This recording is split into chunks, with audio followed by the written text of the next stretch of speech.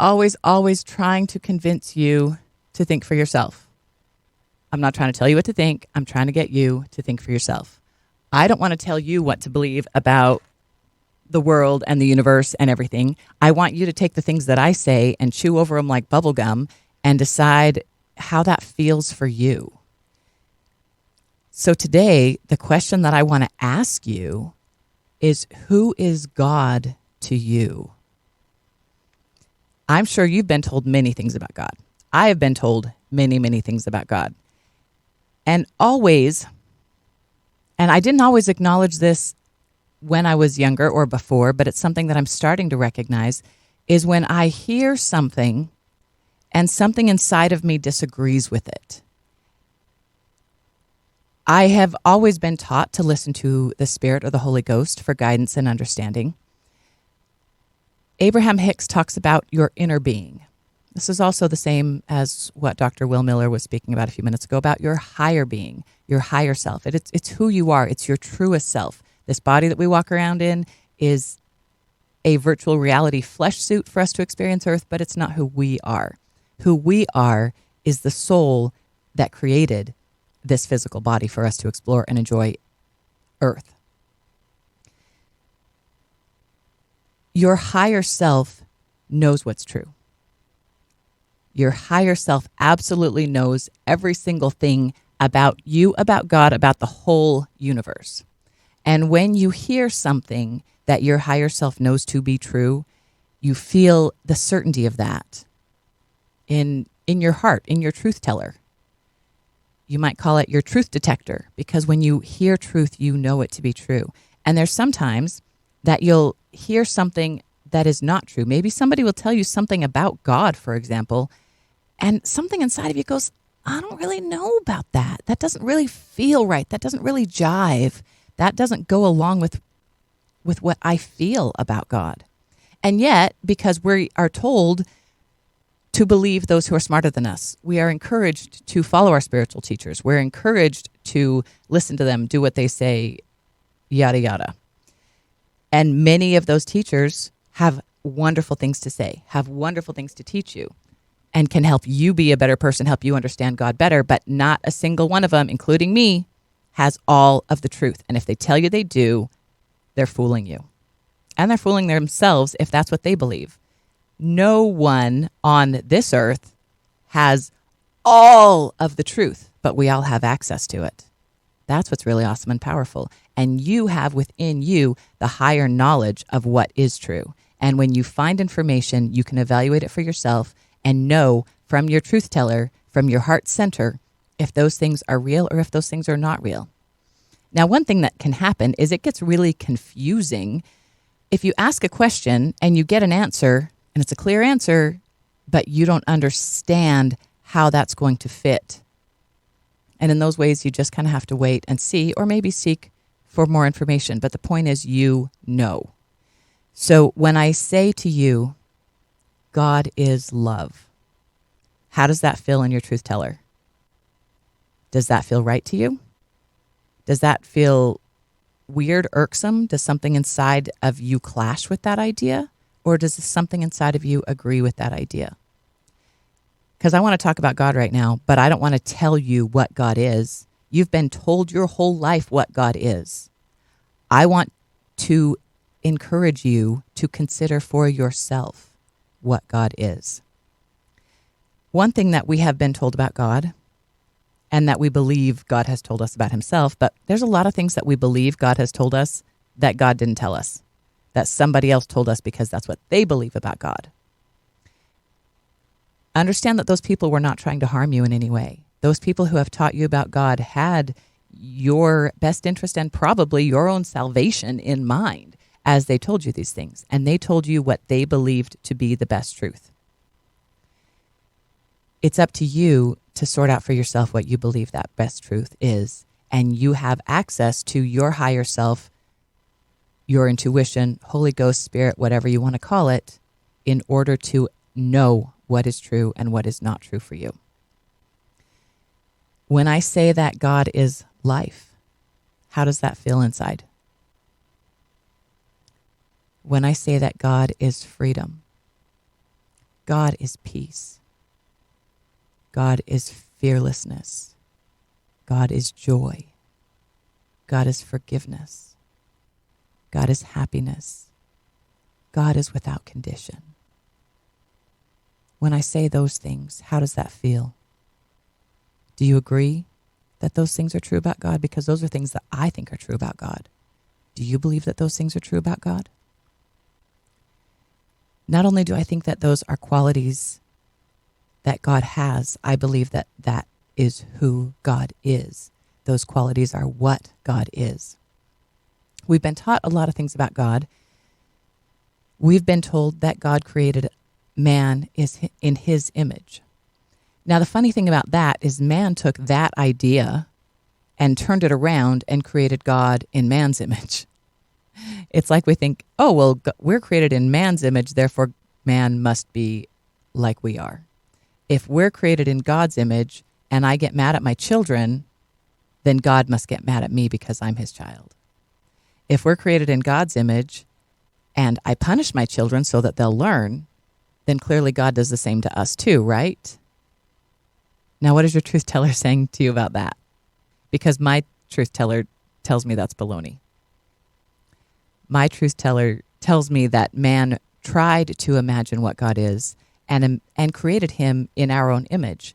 And that image has changed over the last couple of thousand years because man's image of himself, as he gained knowledge and technology, man's image of himself has changed, and therefore man's image of God has changed over the last few millennia. Well, through all time, in fact, because as we gain understanding of God, we have a better understanding of who he is. And here's another fun part of that. As you gain a better understanding of who God is, you gain a better understanding of who you are. And that, my friends, understanding who God is and understanding who you are creates a relationship. And that creates your relationship with God. And my friends, here's the thing I'm going to challenge you with. I challenge you to consider what you know and what you believe about God. I challenge you to build your relationship with him. And I challenge you to consider this. God is all that is. God is everything. God is in the profane as well as the profound. God is in the smile of a child and God is in the tears of a child. God is in the wind that blows. God is in the leaves that shiver when the wind blows.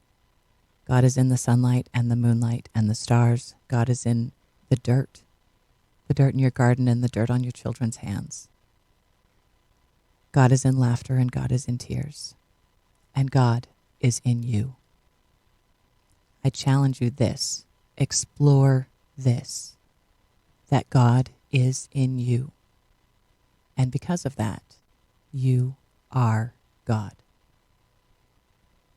Do you understand? And again, I don't ask you to believe it just because I said so. Ask yourself. Challenge your truth teller. When you say that, when you say to yourself, I am God, what do you feel inside? When you say God is me, is it a little bit easier to accept that than to accept I am God? But my friends, if God is everything, God is in everything, then that means God is in you. If God created all of the universe as an extension of himself, and he created you, thus you are an extension of himself. Thus you are an extension of God. Thus you are, as my teacher Vishen Lakhiani puts it, a godical, a particle of God. How does that feel inside you when you hear it? Don't fight it. Don't battle it. Just chew on it like bubblegum.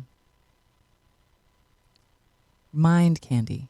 How does it feel to think God is in you? Now, for some of us, we've been told that to think that we are at God's level is sacrilegious, is to take power away from God. And yet, we are made in his image. That's what that means. That as God is, as God has power to create, to divine, so have we. That God put within us his own powers, his own abilities. The powers of creation, the powers of exploration, the power of life. We as humans have the ability to create life. Is that not a massive power? And did God not tell us to go forward and use it? We have creative power. We even have the creative power of God within us, and yet we deny that, not wanting to take from God his glory. My friends, using God's glory is not taking God's glory. It is acknowledging that which is within you. When you understand that, you will gain understanding of much, much more. We even have, now here's a trick. You might even be quoting to yourself the commandment, "Thou shalt have no other gods before me." And so to consider yourself as God might feel violates that commandment. However, are you putting yourself before God? No. You're not trying to say you're better than God. That's laughable. You are trying to say that God is within you and you are within God. And God created the universe. God is the universe. You are part of the universe. Therefore, you are part of God. When you say, "Have no other gods before me," I see this not as a commandment that we will be punished and stricken down for not honoring. I see this as a benchmark. When you understand that there is nothing but God, you have a greater understanding of yourself and him and the universe. That there is nothing but God. When you say, "There are no gods before me," or "There are no gods before God," there is nothing but God. God is everything. Everything is God. Nothing can be greater than him, or it, or her, as you may. But because you are part of this universe that is all that is, that means that you too are God. Again, chew on that. Feel it out. It might go against what you have been previously taught. And because it goes against what you have previously been taught, there might be some shaky vibration inside when you feel that. That doesn't mean that it's not true. That means that what you have been taught, your current perspective on the thing, and your higher self disagree. That's what that means. And when you will know the feeling of when your inner being / higher being / higher self agrees with what you hear and know to be true. When your higher being considers a topic, an option, an idea that it knows to be true, you will feel that in your heart. But if what you believe to be true is different, it's going to feel shaky. When you come to understand the truth, when you see it as true, when you speak that out loud, your higher being will tell you the truth of that. You will feel it in your heart center. Qualities of God, not that God has, but that God is. Love. Love is the greatest power in the universe. And what is the greatest power in the universe? God is the greatest power in the universe. God is love, unconditional love, unconditioned to the point that we don't comprehend it. The best of us, the most wonderful of us, my own mother, who is a wonderful mother. Looking at our children, we all have conditions. I love you so much, but I wish you would do that. Right? I have that for my own children. And as much as we try not to, it's a going battle. It is something that we can overcome as we uncover the Godhood within us. But for now, most of us, pretty much all of us, live conditionally. We need situations to be what they are in order for another situation to be. And that need is truly an illusion, because when you understand that you are God, that there is truly no separation between you and God, there is no longer need. God needs nothing. God needs nothing. In fact, one of the things that God doesn't need is your adoration. God is fully aware of his worthiness for adoration, whether or not you give it to him. He's not going to condemn you for that. Your adoration to God does not make God what God is. Your worship of God does not make God what God is. God will not be angry with you if you don't do these things. We've been told that God is angry and vengeful. I cannot believe this. I believe that since we thought God was created in man's image, or man is created in God's image, therefore we created God in man's image, and man is angry and vengeful, therefore God must be angry and vengeful. Also, please understand that God has been used for millennia by those in power to create fear, to create control. And if the God that you believe in allows you to be controlled by extraneous circumstances, people, etc., I don't believe that's what God really is. It's up to you to decide what God is for you, but I don't believe that that's what God is. I do not believe that God causes fear. God is love, and love is the opposite of fear. Now, because God is everything, that means if there's a stick and one end of it is love and the other end of it is fear, that means that God is love and is fear. However, God's true power, God's true glory resides in the love end of that stick. Does that make sense to you? God is love, but God can also be fear, because if you are God, how can you experience anything that is not God? And so God does understand fear. However, God does not live in fear. God does not make decisions in fear. We do when we are not sharing a mind with God. When we share a mind with God, we can experience only love. We can experience only peace, only fearlessness and joy. Because yes, God experiences both fear and fearlessness. If God did not experience it, it could not be. If it were not in the mind of God, it would not exist. And my friend, that includes you. If God were to forget about you for one split second of one tiniest moment, if God were to forget about you for the tiniest instant, you would wink out of being.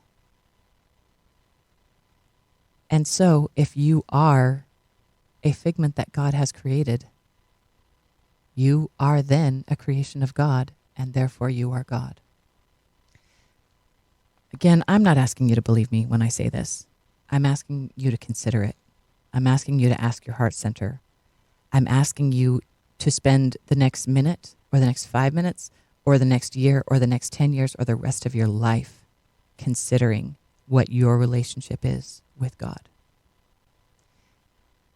What I want to tell you, what I hope you will listen to and hear the truth of inside you, is that you are never, ever, ever separated from God.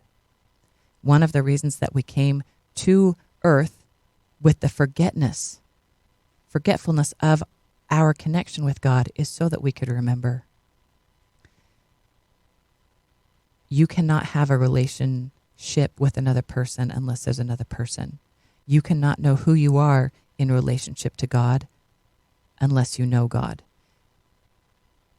If everyone was the exact same height, we wouldn't have tall and short. We would just have height. You must know fear in order to know love. That is why God is fear, is because we must experience that fear in order to hold the greatness of the love. There must be 2 points in order to understand your relationship to that other point. Before you came to earth, you understood that you were God, and you did not see him as separate from him. You did not see yourself as separate from him. And I say him very casually. God could be him, her, it, whatever. And many people have said that if God was a him or her, it would be most likely a her anyway, because females are more creative and loving, and among other things. Again, chew on that yourself. Make up your own mind about that.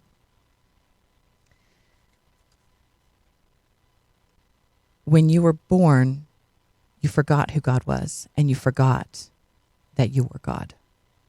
You came here to remember who God is, to remember your relationship to that. If you didn't think of yourself as separate from God, you would have a lesser understanding of yourself as God.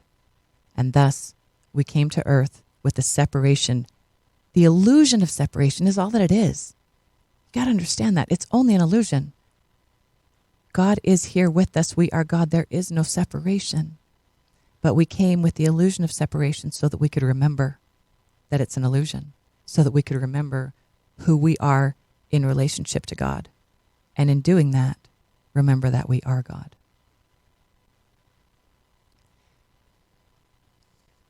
Friends, I feel like I could wrap the show up right there. Let me add this little bit. We are 3 parts, body, mind, and spirit. This body we have created.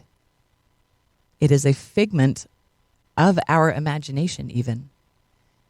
But we, our higher self, our spirit, created this personality, this mind, and this body to go into it. That is the body to go into the mind, not the mind into the body. And that our soul could live through this mind and this body on this earth. And thus, this body is like our virtual reality suit for earth. It's our flesh VR suit. It's through this body that we get to experience earth. And it is in this body that we experience ourselves as separate from God, because we see ourselves as a being and we don't see God here, so we think that we must be separate from him. But we are only here to understand that we are not. In this virtual reality suit, if you've ever used a virtual reality helmet, put it on and gone into that world becomes, it sucks you in, it pulls you in. Pretty soon, you're moving and controlling the parts of the game, and you forget even that you're playing a game. And then when you take the helmet off and you look around the room and you see all the people who were there the whole time, it's a little bit disorienting, because you were standing in the same place the entire time, but you entered an entire different world. And in that world, you forgot where you came from, even though you were still there. And in that world, you became so involved in the game and the challenge and the battle that you truly forgot where you were standing and who was with you the whole time. And if you've got that virtual reality suit on and somebody comes and taps you on the shoulder, it startles you, because it's in a different dimension, literally a different dimension. And isn't it funny that within virtual reality, you can put on a virtual reality helmet and go inside that virtual reality game? So we have layers upon layers where we take our consciousness down into this earth body, this VR suit, and then we take that this consciousness from here into the VR game. And in the VR game, you put on another virtual reality helmet and go into that game. It's like Inception, where it goes layers and layers and layers deep. And doesn't that, well, that makes me wonder, doesn't it make you wonder how much higher the levels go? How much higher truly can we go?